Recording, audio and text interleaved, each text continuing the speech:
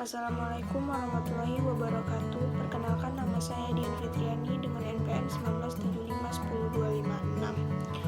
Saya berasal dari kelas Kriminologi 4A dan di sini saya akan membahas tentang kebutuhan akan pemahaman dan analisis.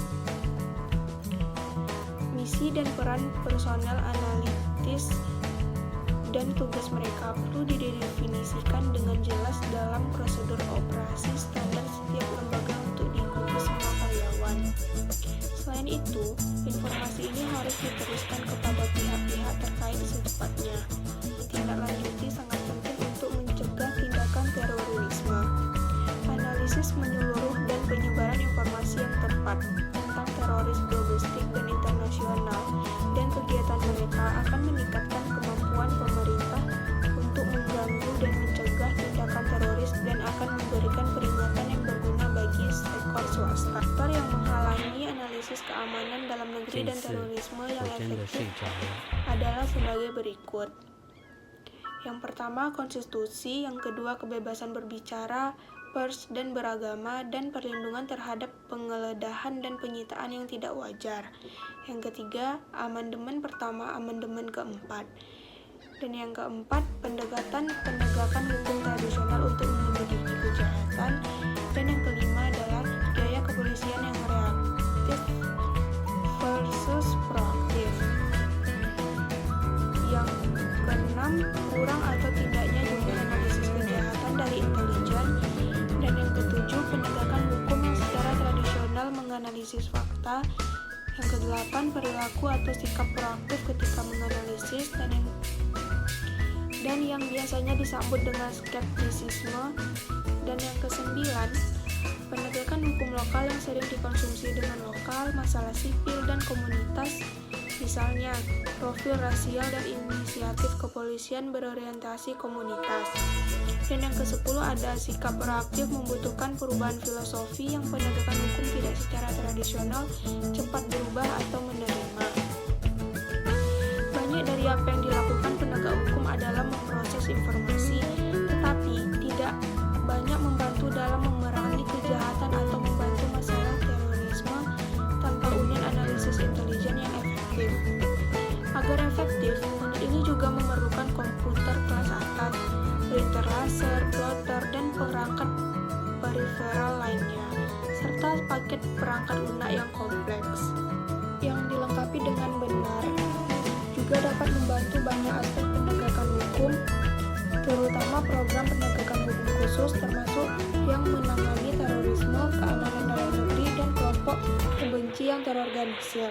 Ini dilakukan melalui penegakan berbasis analisis atau yang disebut dengan ADE atau penegakan berbasis analisis dan intelijen atau disebut AID. Analisis membantu melindungi kepentingan negara melalui pengembangan yang bermanfaat berkualitas tinggi analisis. Definisi yang dikutip dalam buku ini diuraikan di bawah ini. Yang pertama, ada analisis kejahatan, memungkinkan analisis untuk menentukan siapa melakukan apa kepada siapa dengan fokusnya pada kejahatan terhadap orang dan properti atau pembunuhan, pemerkosaan, perampokan, dan pencurian. Yang kedua, ada analisis intelijen. Analisis intelijen membantu dalam penentuan siapa melakukan apa dengan siapa dengan fokus pada hubungan antara orang dan organisasi yang terlibat dalam kegiatan ilegal dan biasanya konspirasi. Contohnya narkotika, perdagangan, jaringan prostitusi, kejahatan terorganisir, geng, dan terorisme. Selanjutnya, diuraikan di bawah ini adalah 5 bentuk paling umum dari disiplin intelijen yang tidak spesifik untuk satu misi atau badan manapun. Yang pertama ada IMIN, kecerdasan pencitraan, studi dan analisis foto, video, citra satelit. Dan yang kedua ada SAICIN, kecerdasan sinyal, studi dan analisis komunikasi sinyal communication atau radio. Yang ketiga ada MISIN, Measures and Signatures, intelijen, studi dan analisis tanda tangan unik yang dihasilkan oleh apa saja yang di lapangan atau yang disebut dengan radar, motor, generator, dan lain-lain. Yang keempat ada HUMIN, Human Intelligence, bentuk studi dan analisis intelijen tertua yang didasarkan dari sumber manusia seperti informan. Dan yang terakhir ada USINET, intelijen sumber terbuka, studi dan analisis pers terbuka, internet, dokumen industri, teknis, literatur kelompok, dan lain-lain. Nah, selanjutnya ada 6 kunci untuk menganalisis informasi untuk intelijen yang akan memperbaiki kebutuhan untuk mengatasi kejahatan jalanan adalah sebagai berikut.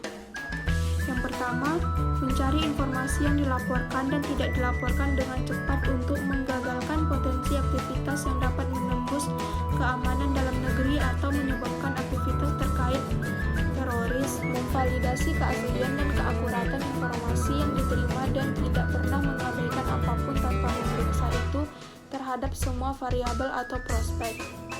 Yang ketiga, kenali data, sumber daya, dan kemampuan Anda. Dan yang keempat, hindari menjadi analisis satu dimensi dan sebaliknya lihat semua faktor global termasuk organisasi yang ada. Dan yang kelima, jangan melompat ke ekstrim. Dan yang terakhir, yang keenam, membenamkan diri dalam prosesnya. Melalui analisis yang efektif dan akurat, staf komando dan personel pemerintah akan dipersenjatai dengan intelijen yang akan sangat membantu strategi operasional dan penyebaran yang dirancang untuk mencegah serangan di masa depan.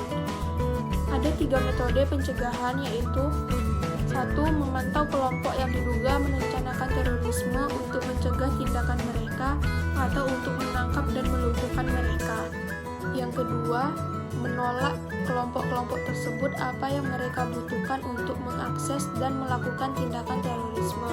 Dan yang ketiga, pantau perolehan berbagai perbekalan informasi atau akses yang dibutuhkan teroris, kemudian gunakan informasi tersebut untuk mendeteksi kelompok yang kemungkinan besar akan melakukan aksi terorisme sehingga kelompok tersebut dapat diawasi. Baiklah, sekian penjelasan dari saya. Salah dan kurang mohon dimaafkan. Wassalamualaikum warahmatullahi wabarakatuh.